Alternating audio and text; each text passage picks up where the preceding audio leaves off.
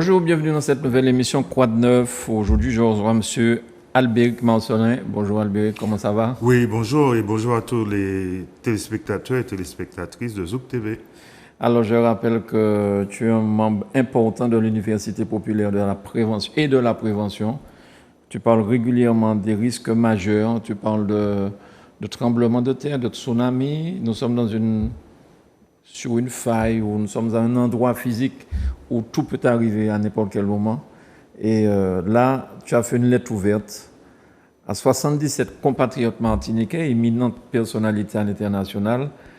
Quel est l'objet de ce courrier à ces personnalités? Alors déjà, merci de nous recevoir parce que c'est la première presse martiniquaise qui nous invite à débattre sur notre initiative.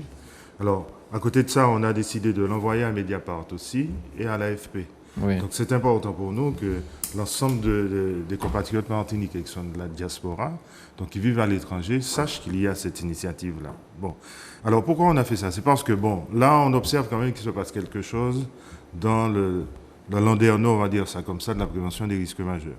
Là, le 16 avril, donc ça fait à peu près presque un mois, 3 semaines, Oui. il y a un texte que le gouvernement a pris, donc un décret gouvernemental, pour imposer que toutes les personnes qui travaillent dans la fonction publique en Outre-mer soient sensibilisées aux risques majeurs et puissent bénéficier des gestes de premier secours. Bon, alors c'est important, si on ramène ça à la situation martiniquaise, il faut regarder clairement les choses. Les 3 fonctions publiques, État, hospitalière, collectivité territoriale, Oui. c'est 39 000 personnes.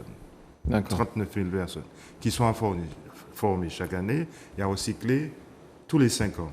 Bon, alors là-dessus, ça nous pose une petite difficulté. C'est pour ça qu'à la fin du mois, l'Université populaire et la prévention, on a pris l'initiative d'appeler tous les organismes, que ce soit publics ou privés, qui participent justement de la formation et de la sensibilisation aux risques majeurs, qu'on se voit pour qu'on discute. Pourquoi ? C'est pour éviter justement qu'il y ait, venant de l'Europe, de la France, de l'Hexagone, un peu de partout, des gens qui viennent et puis qui disent, voilà, il y a un marché captif là, nous qu'après. Alors qu'il y a des gens sur le terrain qui font le travail depuis un certain nombre d'années. Bon, donc il y a cette initiative-là.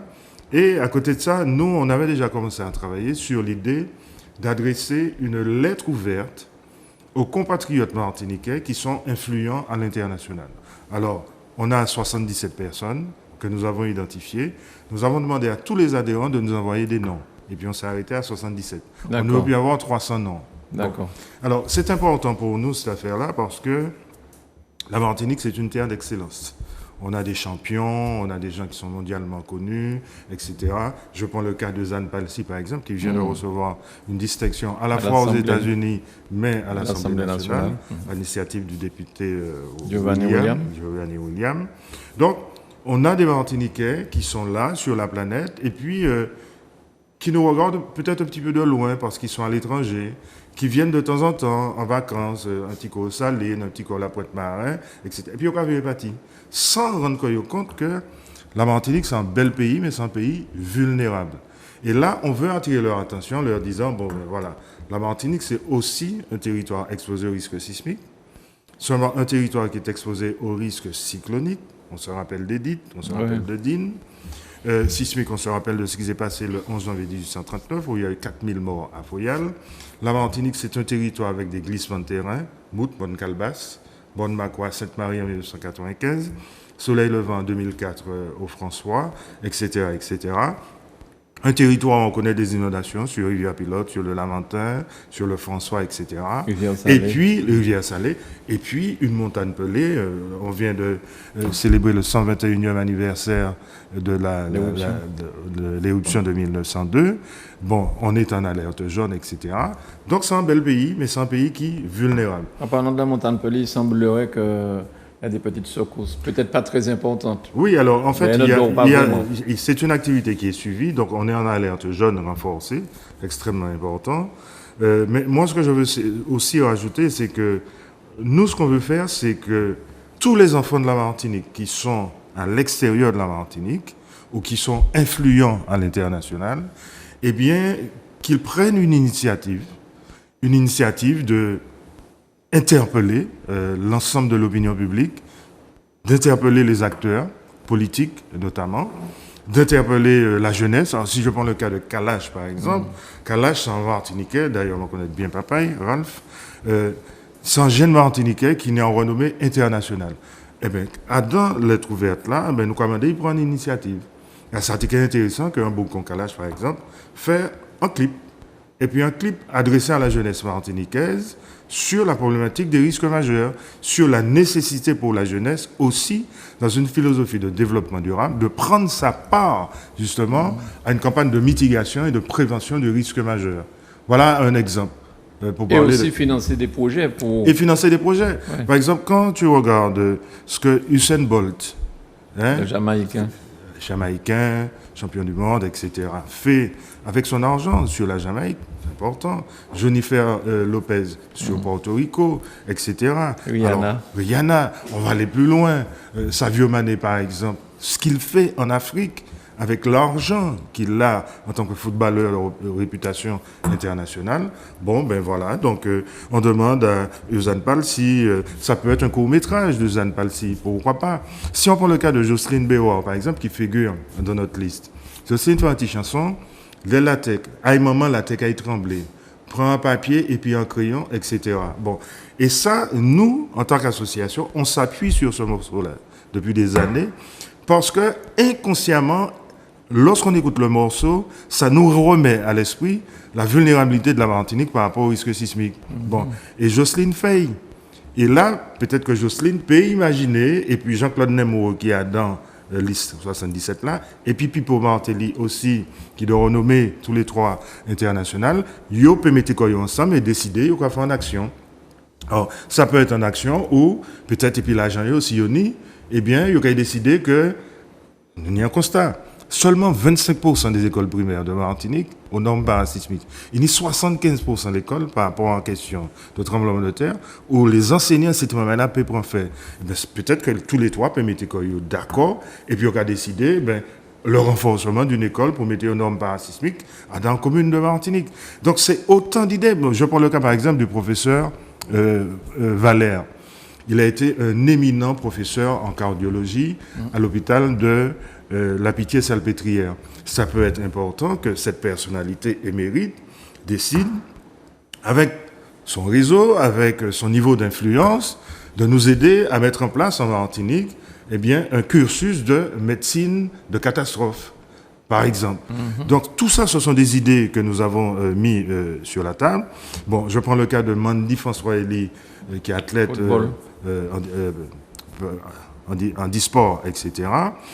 Oui, j'ai confondu avec Andy Warner. Voilà. Ouais. Donc, Mandy François-Elie, par exemple, elle peut imaginer qu'on anticipe par la création de centres de rééducation fonctionnelle, par exemple, pour des personnes qui seraient victimes d'une catastrophe naturelle, etc. Bon, des idées, il y en a comme ça. Alors, il y a Harry Roselmack, qui est aussi originaire du Morne-Rouge et qui est martiniquais avec son émission, qui a un retentissement au Canada, un peu partout, aux États-Unis. Harry Roselmack peut prendre l'initiative. Bon. Mais dis-moi, Mansoné, combien ça coûterait, par exemple, pour mettre une école, les écoles primaires dont tu as parlé, pour pouvoir la mettre aux normes parasismiques? Alors, globalement, ce que j'ai regardé un petit peu sur quelques écoles qui ont été déconstruites et reconstruites, il faut compter peut-être 1,5 million à peu près. Ça dépend du nombre de classes, ça dépend de la démographie scolaire, etc. Donc, on peut imaginer entre 500 000 euros et 1,5 million. On peut trouver des astuces pour mettre nos écoles aux normes parasismiques. Ça peut être une initiative prise par une personne parmi les personnalités que j'ai citées. Donc, il y a aussi Thierry Henry. Alors là, par exemple, footballeur international, Coupe du Monde 1998. On a Thierry Lessal, qui est un géographe martiniquais, qui a travaillé dans le Connecticut aux États-Unis, qui est aujourd'hui au Qatar. Et il m'a envoyé un petit mot pour me dire qu'il était très heureux de figurer dans la liste et qu'il prendrait une initiative en tant que géographe qui s'est penché, il est originaire du Morne-Rouge, sur la question de la montagne pelée, sur la question du volcanisme. Il a écrit des ouvrages. Donc toutes ces personnes-là, Malcolm Ferdinand, jeune martiniquais, à l'international qui est très écouté, Cali, Oui. Cali, par exemple, Cali a été, je crois, à l'Eurovision Oui, pendant une année. Tout à fait. Bon, ben Cali, et puis Bon Joa, il peut imaginer un bagaille, il peut crier des mounes, il peut prendre une initiative, etc., etc. Bon, donc, en fait, nous, ce qu'on leur demande, c'est de réfléchir à une initiative, s'ils peuvent de nous appeler, et puis, parce qu'on a laissé nos contacts dans le courrier, et puis voir comment est-ce que... Bon, on a par exemple Marie-Françoise Marinelli, qui est originaire de François, qui est représentante de la Banque mondiale en Afrique. Représentante de la Banque mondiale en Afrique, Marie-Françoise Marinelli. Bon, ben cette dame, sur les aspects de financement, à la fois du FMI, de la Banque mondiale, de l'Europe, etc., peut-être qu'elle peut nous dire, attention, là, il y a des financements que vous n'avez jamais mobilisés, faites ceci pour la mise aux normes parasismiques ou paracycloniques, etc., etc. Donc, tout ça, c'est une manière pour nous, Joey Star, aussi, bon, qui est un Martiniquais, qu'on a vu tout récemment ici, sur les questions de gastronomie, etc. Joey Star, il a son public. Donc, on peut imaginer qu'avec lui, il peut prendre une initiative qui peut être médiatique ou pas, pour nous aider dans le travail de prévention et de mitigation. Oui. Alors, toutes ces personnes-là que tu cites, ce sont des Martiniquais. Alors, ils sont, pour l'essentiel, enfin, ils sont tous Martiniquais, d'une manière ou d'une autre. Alors, si on prend le cas de Thierry Henry, par exemple, il a un parent martiniquais, un parent guadeloupéen. Donc nous, ce qu'on cherche, c'est qu'il y ait quelque part de l'ADN martiniquais dans ces personnalités que nous avons choisies. Et de toute façon, ce qui risque de nous arriver peut aussi se passer en Guadeloupe. Donc, oui, absolument. Les Guadeloupéens sont donc, forcément, on mutualise aussi sur ce travail-là. Alors, Granier, je voulais quand même m'excuser auprès des téléspectateurs parce que, bon, on connaît déjà un petit peu le pays. Donc, on a 77 noms, on a oublié en avoir 300. Donc, il y a des personnes qui ne figurent pas dans la liste. Donc, on va très probablement prendre une deuxième initiative sur une deuxième liste. Mais les personnes qui s'estiment être personnalités reconnues à l'international ont aussi la possibilité de prendre une initiative parce que l'objectif pour nous, c'est de faire en sorte que la Martinique, île aux fleurs, ne se transforme un jour en île aux pleurs. Donc, c'est pour ça qu'on dit qu'il faut anticiper, agir avant. Donc, nous, les gens savent ce que nous avons déjà fait ici, mais peut-être qu'avec la puissance médiatique de ces personnes-là, avec leur notoriété internationale, peut-être que les politiques ici à écouter peut-être plus pour nous continuer à travailler là. Oui, mais j'ai envie de dire aussi que ce serait bon de rappeler certaines choses. Alors là, c'est un appel au secours, j'ai envie de dire, pas seulement aux Martiniquais qui vivent à l'étranger, tous ceux qui peuvent participer, mais rappeler aux gens concrètement qu'est-ce qu'on risque là, en ce moment. La Martinique ici, quel genre de danger qui nous guette? Alors, si on prend le cas de risque sismique, je m'appuie sur des rapports précis. L'Inspection générale de l'environnement, 29 août 2001. OK? Bon, et ce rapport-là, quand les 3 inspecteurs sont venus, ils ont regardé la situation, les gars nous ont dit c'est pas bon du tout. Bon, et ils ont même écrit à la page 9 de l'article, ce ne sera pas une situation dramatique, ce sera une situation apocalyptique. Les 3 inspecteurs ont signé le mot apocalyptique. Ça, c'est un. Deuxièmement, l'Organisation des Nations Unies, donc l'ONU, a pris le fameux rapport Gémitis pour nous dire que là non plus, ce n'est pas bon du tout et que l'expertise qu'ils ont réalisée sur notre exposition au risque sismique, c'est un séisme de magnitude 8,5. Et pour comprendre, la Turquie, c'était 7,5 de magnitude. Bon. Ce qui s'est passé il y a quelques mois. Oui, le 6 avril précisément. Le 6 février précisément. 6 février. Bon. Donc, là, ce sera pire ici que ce qui s'est passé là-bas. Ah non, parce qu'on a un stock d'énergie qui est accumulé dans la zone de subduction au large de la Caravelle qui est énorme. Et normalement, 1839 plus 150, donc qui est la période de retour d'un séisme important, c'est 1989. Donc depuis 1989, nous avons un stock d'énergie supplémentaire qui est accumulé. Et c'est pour ça que quand les autorités de l'État et de l'Europe ont organisé en mars 2017 un exercice baptisé Richter Caraïbes 2017, ils avaient pris le spectre de séisme de magnitude 8,5 pour préparer la population. Et il y avait les pompiers espagnols, la protection civile espagnole, qui est venue, et j'étais là, dans l'ancien hôpital du Laventin. Et lorsqu'on les a vus travailler, bon, les gars nous ont dit, c'est pas une plaisanterie ce qui vous pend au nez. Bon. Puis on a M. Paul Taponnier, qui de l'inspection de l'IPGP, l'Institut physique du globe de Paris, qui est venu ici et qui a dit, bon, ben voilà, vous êtes une bombe géologique. Alors, tout ça sur le risque sismique, on le sait. Alors, le problème, c'est que... combien de morts, 8,5? Alors, éventuellement. Au bas mot, d'après ce que dit le colonel Kova, un ancien de l'état-major de zone, un militaire qui était affecté à la préfecture, il faut compter au moins 40 000 décès. C'est-à-dire un quart de la population martiniquaise. Bon. Et lorsque tu vois, Granier, que le 6 février, en Turquie, c'est à 4h17. Donc, si c'est la nuit, c'est plus compliqué. Donc, on peut monter. Alors, mon cadeau, ça, c'est mon bien comprendre. Qui aurait imaginé, avant le 8 mai 1902, qu'il y aurait eu 30 000 morts à Saint-Pierre? OK? Peut-être qu'il y a des gens qui disaient ça. Personne ne battait à quoi. Or, il y avait eu août 1851, qui est un soubresaut de la montagne Pelée. Donc, là, quand ces moments-là, ouais, faites attention parce que la Pelée, bon, machin et tout. Ben, il y a eu 30 000 morts. Là, par exemple, lorsqu'on dit aux gens qu'on risque d'avoir un quart de la population qui périt dans une catastrophe sismique, les gens disent « Ah ouais, tu fais mon paix, comme ça, etc. » Or, on a eu l'antériorité quand même de 8 mai 1902. Et puis, mon gars, quand même, 3 mois après, le 30 août 1902, 1300 morts au Morne-Rouge. Victor Sévère était fâché, il dit « Mais c'est pas possible.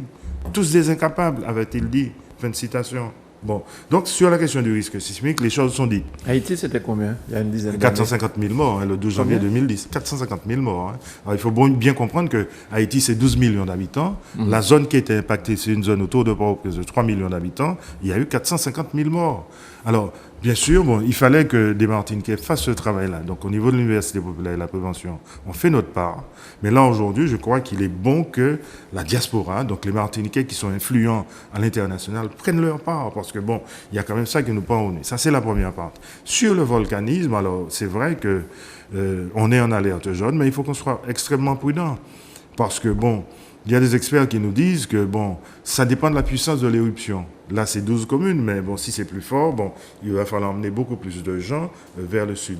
Mais il y avait un débat quand même en 1902, fallait-il évacuer toute la Martinique? Fallait-il évacuer tout Montserrat? Je rappelle quand même que 3/4 de la population de Montserrat, depuis 1995, est partie en Angleterre et dans les pays anglophones de la Caraïbe. Oui. 3/4 de la population de Montserrat, pas là. Saint-Vincent, là, il y a 2 ans, la question aussi était posée, si l'éruption était majeure, faudrait-il évacuer tout le monde? Alors après, on a quand même le risque cyclonique. Oui. On a vu, septembre 2017, à Saint-Martin, Saint-Barthélemy et à la Dominique, Irma et puis Maria, un vent qui passe à 386 km/h, c'est pas une plaisanterie. Donc, je ne suis pas en train de forcer le trait. Je parle de Non, mais je pense qu'il est bon de rappeler tout ça. Oui, absolument. Donc, je parle de rapports scientifiques. Là, par exemple, la météo l'Organisation mondiale de la météo, qui est une structure de l'Organisation des Nations Unies, nous dit, avec le phénomène El Niño, chaleur a monté. Il a monté et très probablement jusqu'à octobre 2013. Or, qu'est-ce qu'on a fait? Nous n'avons pas arrêter là-bas à nous croiser. Nous savons qu'il y a des gens qui sont vulnérables. C'est grand monde. Octobre 2013. Pardon, 2023. Octobre 2023. Donc, nous avons un pic de chaleur extrêmement grave, Pascal Safache l'a rappelé et d'autres géographes. Donc, qu'est-ce qu'on a fait? Nous apprenons les personnes vulnérables, notamment les personnes âgées. À emporter de la vie, la soif n'apparaît pas. Il faut que ces gens boivent pour ne pas déshydrater. Eh bien, il faut que l'ARS, les médecins sentinelles, les infirmières qui sont passées visiter tous ces gens-là, mettent en place une stratégie là pour que ces gens ne soient pas déshydratés. Voilà un exemple concret. Les répercussions de la chaleur sur l'argile, avec un phénomène de retrait-gonflement, pour créer ça la subsidence. Là aussi, nous avons des problèmes. C'est fond. Et les terraformes, si la pluie avait venu trop vite, terre santé argileuse, au pénis, des glissements de terrain, comme on l'a vu à Sainte-Marie. C'était plus 8 communes où il y a 450 maisons qui ont glissé en novembre 2020. Donc, on a un niveau d'exposition. Novembre 2020, voilà. Donc, on a un niveau d'exposition au risque qui est particulièrement important. Et c'est pour ça que cette initiative de lettre ouverte qu'on adresse à Nicolas Anelka, à Lucien Jean-Baptiste, à Serge Chalon, à Clémence Brinton, à Lieutenant, à Marcel Ravin, Olivier Laouché, à Aneta Vete-Congolo, etc., à Wendy Renard, Grégory Privat, je ne sais pas, Martine Néré-Soudin, qui est la présidente de la Fédération des associations de France, qui nous a rendu visite ici il n'y a pas longtemps, Alexis Marilus, qui est champion du monde supermotard en équipe, Marie-Claude Valide, qui a été pilote aérien, bref, Hector Charpentier, artiste peintre, plasticien, qui était au Salon international du livre et de la presse en Suisse. Donc c'est des Martiniquais qui nient en aura à l'étranger, que nous avons utilisé Orata là pour permettre nous justement continuer le travail là et puis apport yo parce que c'est pays yo. C'est pays yo et c'est ça qui est extrêmement important. Donc nous avons des enfants émérites de la Martinique qui sont influents à l'international. Donc nous avons demandé nous un bel coup de main et puis que ça permet aussi de regarder la Martinique de notre œil. Parce que bon, nous savons bien que en Martinique, bon, on a eu Aimé Césaire de renommée internationale, on a eu Zobel, on a eu Glissant, on a eu d'autres, etc. Bon, donc on en a là aujourd'hui qui peuvent nous aider à faire quelque chose, et surtout parce que on a utilisé la formule dans le courrier où on dit nous sommes assignés à résilience. Oui. Pas assignés à résilience. Résilience. Assignés à résilience. Parce que bon, on a trop de risques. Et puis, bon, jusqu'à maintenant, nous avons passé belle depuis Cyclone Edith, depuis le tremblement de terre 29 novembre 2007 là. Mais le plus gros est à venir, sans faire peur à qui que ce soit. Est-ce qu'on a un risque de tsunami ici important ou pas? Ah oui, alors on a déjà ce qu'on appelle les télé-tsunamis. Parce que le 1er novembre 1755, nous avons un tsunami qui sorti au Portugal, à Lisbonne, et qui vient frapper les côtes de la Martinique. On a le Kikem Jenny. Au large de la Gonade, donc à 230 km d'ici, qui nous menace. Pascal Safache et puis Narcisse Zaïbo, qui sont les deux experts de l'Université des West Indies, qui a surveillé qu'on le laisse sur le feu. Okay? Et puis en 1902, on a eu quand même l'éruption de la montagne Pelée qui a généré un tsunami. Et Léo Ursulé, qui est un spécialiste de la montagne Pelée, dans son ouvrage, nous dit qu'on a retrouvé des victimes jusque sur les côtes de Porto Rico. La meilleure partie est Pio. Donc, nous ne sommes pas là pour forcer le trait, on est là simplement pour dire que nous avons eu une antériorité sur la question du risque de tsunami, et puis que, bon, il faut qu'on continue de préparer les populations. Sur un tsunami, est-ce qu'on peut imaginer qu'il faut... Est-ce que la Martinique entière peut être impactée ou ça va s'arrêter seulement les parties basses du pays? Alors, ce qu'il faut comprendre, c'est qu'on a 27 communes côtières sur 34. Donc, les communes côtières sont forcément exposées. Mais si tu vois le cas du Lamentin, par exemple, bon, ces vagues-là, c'est pas une vague, c'est un train de vagues, entré par la zone aéroportière, etc. Fait mes yeux, puis regardez comment nous n'y en plateau. Lamentin, c'est un plateau. Ouais. Donc, Bougman, côté au cas organisé quoi. Plus d'aéroport. Oui, c'est Monpito et puis Ducos. Ou encore, bon, on y pont, finit faire entre deux stations, pont TCSPA, quelques bâtiments hauts où c'est mon qui peut réfugier quoi, ça devient compliqué. Donc, lorsqu'on discute avec la mairie du Lamentin, ils essayent de mettre en place un certain nombre de dispositifs pour sauvegarder le maximum de gens. Bon, mais soit aller prendre bain aux Salines, et puis, bon, pour faire dire, dans la protection civile, il faut monter à 15 mètres d'altitude. Ou on la met à Salines. Pour trouver 15 mètres d'altitude, il faut qu'on ait une bonne forme physique pour aller chercher 15 mètres là.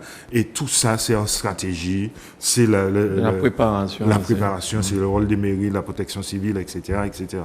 Donc, on avance, mais pas forcément à la vitesse que nous le souhaiterions en tant qu'association.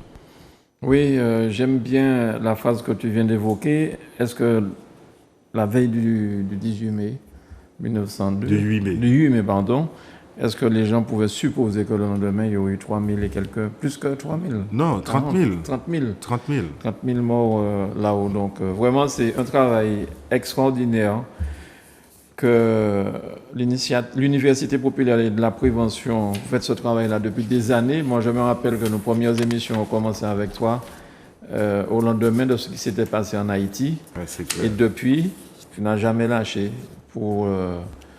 attirer l'attention des gens. Oui, il ne faut pas lâcher. Et c'est pour ça que bon, des personnes comme Génie Hippocrate, Jean-Charles Bredas, Audrey Pulvar, Meryl, Ronny Turia, Sandrine Gouida, Florian Bascou, Joël Abati, Dimitri Bascou, Raphaël Confiant, Dédé Saint-Prix, Mounia, toutes ces personnes-là qui ont une notoriété internationale, donc on dit, nous un coup de main, parce que ces pays, nous, c'est un bel pays, mais il est fragile, et que là où vous êtes à l'international, vous pouvez prendre des initiatives, soit vous pouvez mobiliser l'agent, vous pouvez mobiliser l'influence, vous pouvez mobiliser le réseau, mais là, il faut que nous fassions un bagage. C'est notre pays à nous, nous sommes là dans le pays. Vous êtes très probablement à l'extérieur. De temps en temps, vous venez, mais donnez-nous un coup de main, prenez une initiative. La Martinique, c'est notre terre chérie à nous. On n'a pas le choix, il faut qu'on y aille. Merci beaucoup, Albéric, pour tout ça. Est-ce qu'il y a un numéro de téléphone, une adresse mail qu'on puisse Alors, contacter? notre adresse mail est très simple, c'est cyparis, cyparis, siparis.85@gmail.com. siparis.85@gmail.com. Si Paris en mémoire de ce qui s'est passé forcément, à parce que Saint-Pierre. Adam travaille là, nousamenons nous l'est qu'il y a le maximum de survivants.